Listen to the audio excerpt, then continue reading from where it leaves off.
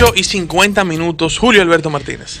Señores, buenos días. Gracias, Orlando, y a todo el equipo. Miren, una expresión de madurez de la democracia norteamericana se vio recientemente a propósito del fallecimiento del senador y héroe norteamericano John McCain, cuando circuló en las redes sociales un video de campaña en la que una mujer lo interpelaba al senador McCain y decía que Obama es árabe y despotricaba en contra del presidente Barack Obama.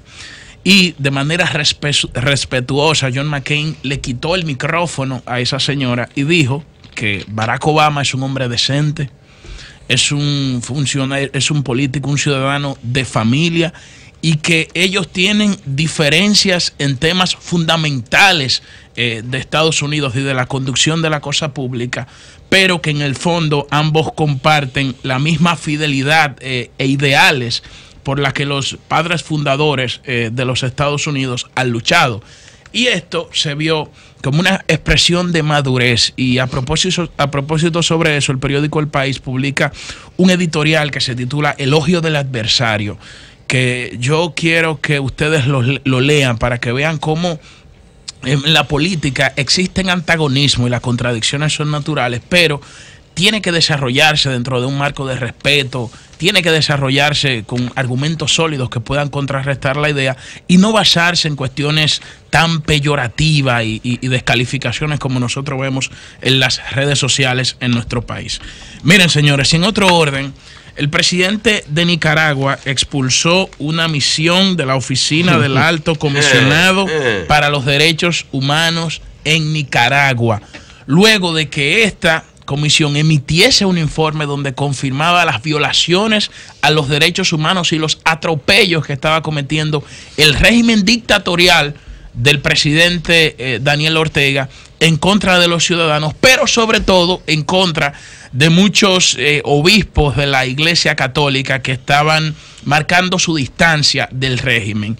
Y a propósito de esto, se le exige al Papa Francisco que se refiera a esta situación, porque en Nicaragua la mayoría de la población es católica y un mensaje del Papa pudiese alentar un poco, contribuir a generar una especie de diálogo que lleve a un consenso entre las distintas fuerzas políticas que se debaten en estos momentos. Estamos hablando de que hasta Daniel Ortega es un hombre que se define como un ferviente católico y lo hace su esposa, que en estos momentos es la vicepresidenta, y muchos sectores importantes de allá le están exigiendo al Papa que se pronuncie.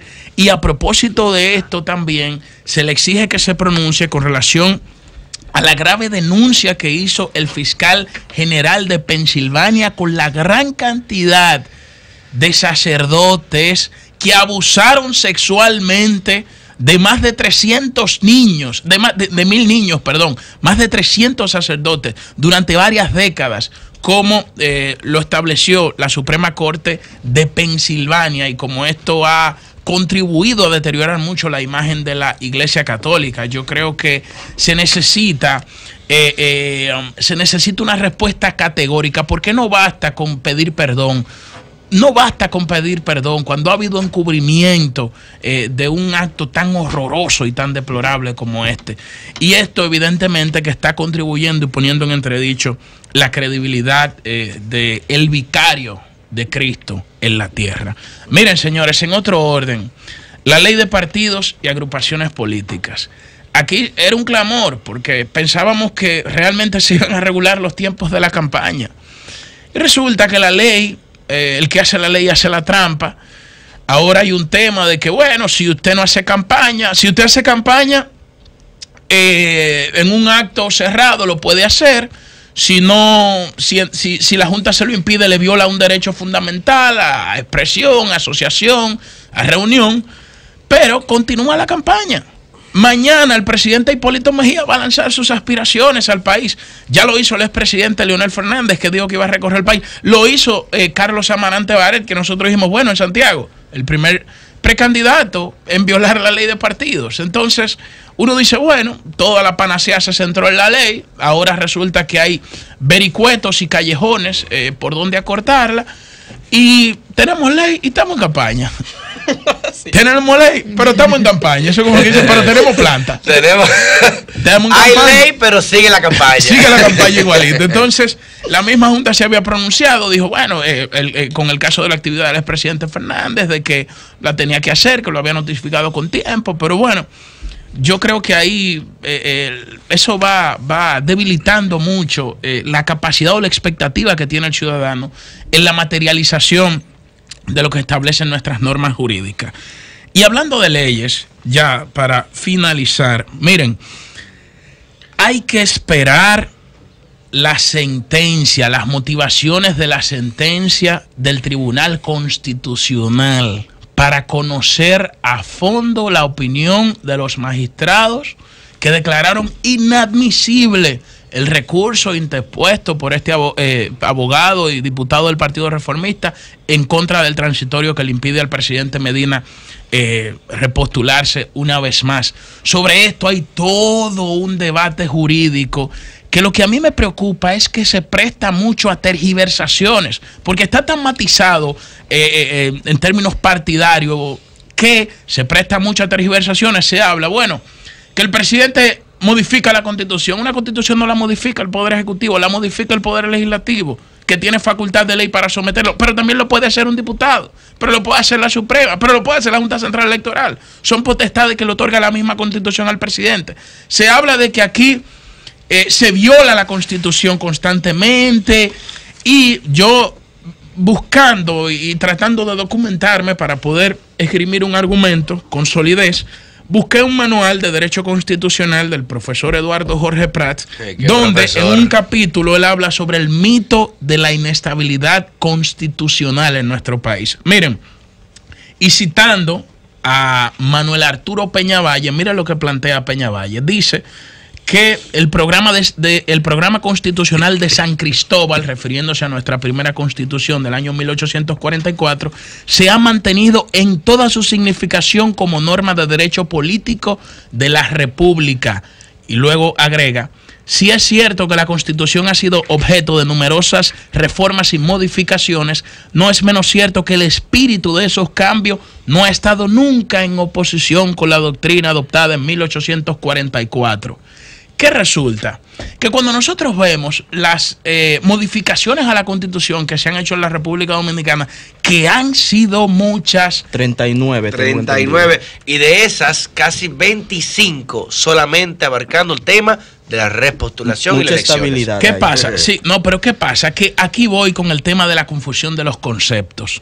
No es lo mismo una reforma a la Constitución que una modificación a la Constitución o una modificación a una enmienda de la Constitución. ¿Qué pasa? Que cuando se habla, por ejemplo, de violación o de ruptura constitucional, estamos hablando de que un régimen militar llega de facto, rompe con el esquema constitucional y impone un estado de sitio, y respetando todas las leyes. Ahora, cuando se habla de una reforma constitucional, estamos hablando de una reforma integral que toca temas importantes y fundamentales, como la misma de 1844, como la que sometió y promulgó el profesor Juan Bosch, o como la que se hizo en el año 2010 en nuestro país, que fueron reformas integrales que aportaron mucho. Ahora, cuando se habla de modificación a la Constitución o de enmienda o una enmienda a un aspecto de la Constitución, entonces nosotros no podemos decir que eso dentro de la literatura del derecho constitucional no se conoce como reforma, se conoce como una enmienda. Hoy nosotros tenemos, por ejemplo, la Constitución del año 2010 con la enmienda del año 2015. Correcto. Ahora, ¿cuál es el tema de la reelección? Bueno, el tema de la reelección es que históricamente los presidentes en la República Dominicana han modificado la Constitución para beneficiarse, pero para beneficiarse de manera inmediata, pero también para no jubilarse políticamente, porque nosotros sostenemos aquí que la Constitución del año 2010, si bien es cierto que creó instituciones importantes y fundamentales para nuestro país, también habilitó al expresidente Leonel Fernández. Aquí nosotros teníamos el modelo norteamericano y el mismo expresidente Fernández había dicho que ya quien gobierna 8 años ya, o sea, tiene que retirarse ya. El que gobierna 8 años ya hizo su aporte y ya tiene que retirarse. Ajá, pero bajo el esquema actual puede volver por 8 años más. El presidente Danilo Medina no puede continuar, pero él puede volver por 8 años más. Entonces habría que preguntarse si se puede admitir que esta ley, que a decir de Adriano Miguel Tejada, ley no, constitución, que es un respetado periodista y abogado de nuestro país e historiador, ha dicho, bueno, esto a todas luces no resiste un análisis constitucional, este transitorio, y con esto no se está promoviendo de que el presidente reforme constitución para elegirse. No. Yo estoy y soy de los que se inclina dentro de la corriente de pensamiento de que el PLD tiene que presentar un candidato nuevo de cara a los comicios del año 2020. Que lo ideal sería presentar un candidato nuevo, un candidato que represente renovación, todos los valores que el mercado electoral está demandando. Ahora, una cosa son las cuestiones jurídicas y otra cosa son las cuestiones políticas. Y este debate se ha tergiversado bastante porque no es cierto, y lo reitero, se denomina autorreferencialidad normativa, JM, cuando una constitución se modifica transitando el camino que ella misma prevé. Eso, más que ser un atropello a la institucionalidad, constituye un avance y un progreso en términos democráticos. El son de los